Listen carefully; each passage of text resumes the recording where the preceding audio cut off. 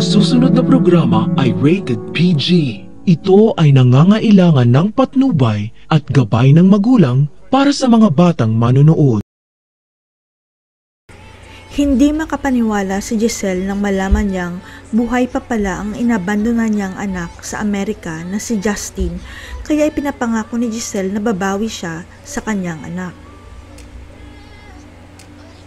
Gagawin ang lahat ni Giselle para mapatawad lang siya ni Justin kahit galit ito sa kanya, kaya sa pagkadesperado ni Giselle tinanggap niya ang mga kondisyon ni Eric.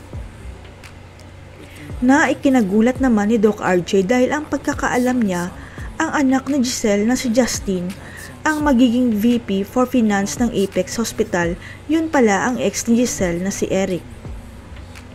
Walang kamalay-malay si Doc RJ na mataas pala na posisyon ang hiling ni Eric kay Giselle, kapalit nito ang hindi nila pagbalik sa Amerika at makakasama pa ni Giselle ang anak nila.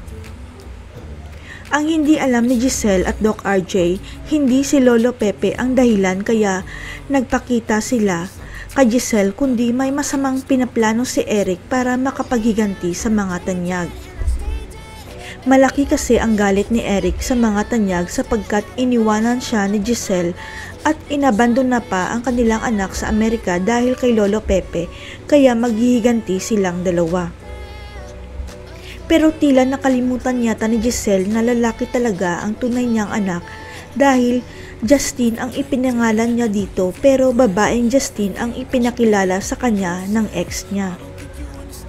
Dahil sa pananabik ni Giselle na makasama si Justin, hindi niya muna kinonfirm kay Kinito kung totoo ba na si Justin na ipinakilala ni Eric sa kanya ang totoo niyang anak. Dahil ang hindi alam ni Giselle kaya tumawag si Kinito, kaya lang si Doc RJ ang nakasagot para sabihin sana na lalaki talaga ang tunay niyang anak at hindi babae na Justin. Kaya habang hindi pa nabubuking si Eric at Justin, kailangan nilang ma-take over ang Apex Hospital para makaganti sila sa pamilya Tanyag, lalong-lalo na kay Giselle.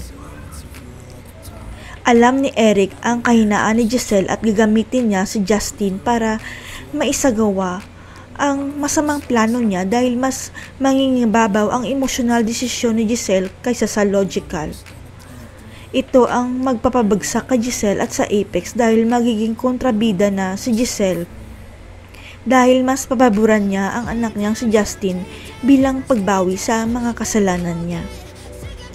Ang hindi alam ni Giselle, hindi niya tunay na anak ang kinakampihan niya sapagkat ang tunay niyang anak na idabandona sa Amerika ay isang lalaki at hindi isang babae.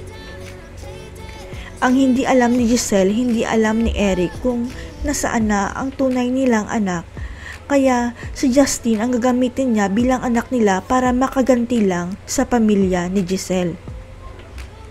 Hanggang sa babalik na ulit ng Pilipinas si Kinito ang nakakaalam ng lahat at sasabihin niya kay Giselle na lalaki na Justin ang tunay niyang anak at hindi isang babae.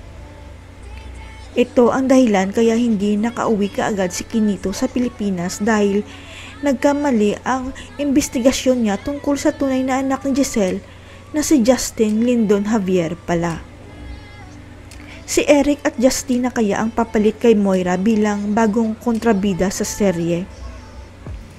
Mabubuking kaya ni Giselle na hindi pala Justin na babae ang tunay niyang anak kundi lalaki? Abangan.